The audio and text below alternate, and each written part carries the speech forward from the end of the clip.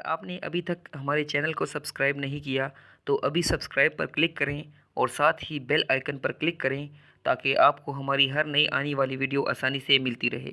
Allergy एक ऐसा मसला है जिसके लिए अक्सर औक़ात मुनासिब दवा नहीं मिलती और ना ही इस बीमारी की सही तौर पर तशख़ीस होती है कि जिस्म के किसी मख़सूस हिस्से पर एलर्जी क्यों होती है। अक्सर औक़ात एलर्जी का एक नतीजा ये निकलता है कि जिस्म के किसी ख़ास हिस्से की जिल्द पर ख़ारिश शुरू हो जाती है और इस जगह की जिल्द को रगड़ने से जिल्द सुर्ख़ हो जाती है या उस जगह पर निशान बन जाते हैं और बाज़ औक़ात उस जगह से खून भी निकलना शुरू हो जाता है। आज का प्रोग्राम एलर्जी के हवाले से है। जिल्द की एलर्जी की वजूहात जो भी हों वो एक अलग टॉपिक है, मगर आज हम आपके लिए 2 आसान और घरेलू नुस्खे लाए हैं जिनको इस्तेमाल करके आपको जिल्द की एलर्जी में यकीनन बेहतरी मिलेगी। अगर जिस्म के किसी ख़ास हिस्से पर एलर्जी हो जाए और उस जगह ख़ारिश का मसला हो तो उस जगह को मत खुजाएं। एक लीमू काट कर थोड़ी देर उस जगह पर मलें और थोड़ी देर के लिए छोड़ दें तो फ़ौरन बेहतरीन नताइज मिलेंगे।